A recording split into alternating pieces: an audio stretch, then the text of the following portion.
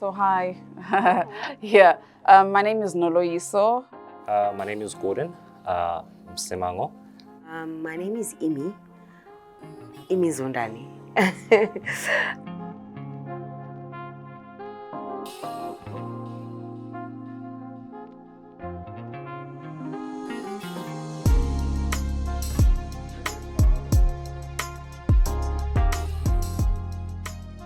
In Plus94 Research, the practicality of it, like in a qualitative sense, we as interviewers, we seek answers to a question and obviously like collect evidence regarding the information provided in the human side of the issues that is kind of but often contradictory to behavior, emotions, relationships, etc. But most importantly, what it has taught me is to effectively like identify intangible factors.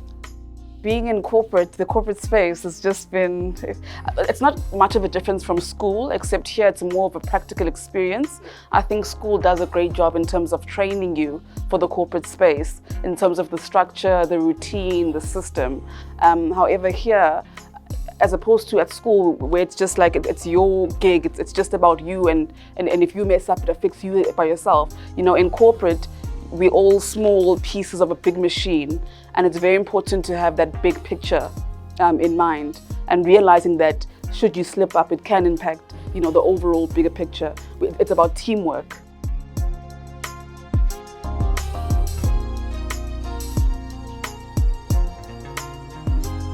The things that we should look forward to is actually pursuing what we believe in, you know, something that you know that you do believe in it, but yes, you do excel in doing it.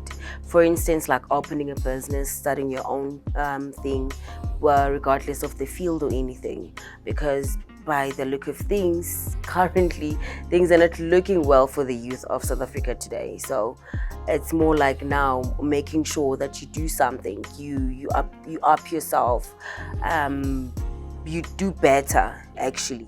There are a lot of things I think the government really needs to address when it comes to certain things that are going to empower young people.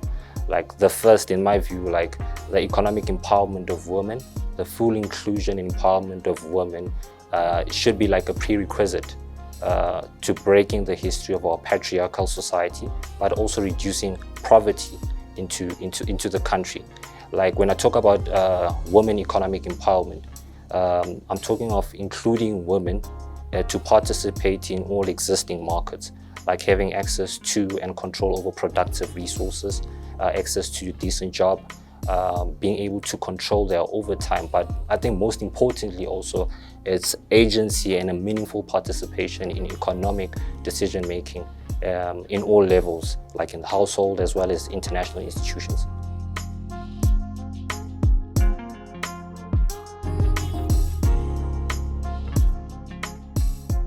To me, what it means freedom, you know, being free to be yourself, being free to say whatever that you feel like saying, being free in doing what you want to do, actually. For me, I think it serves the same purpose as the alarm that wakes you up every morning at 5 a.m, whether it's to go to work or go to the gym.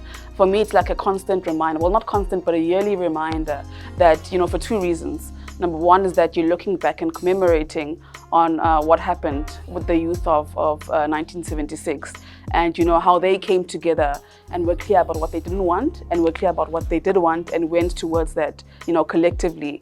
And also looking forward as the youth, you know, I call it a self-introspection. It's also a reminder to dig within yourself, to check yourself, you know, to say, you know what, as the youth of today, yes, they did that. They made it possible for me to have a variety of options in terms of what I want to study today.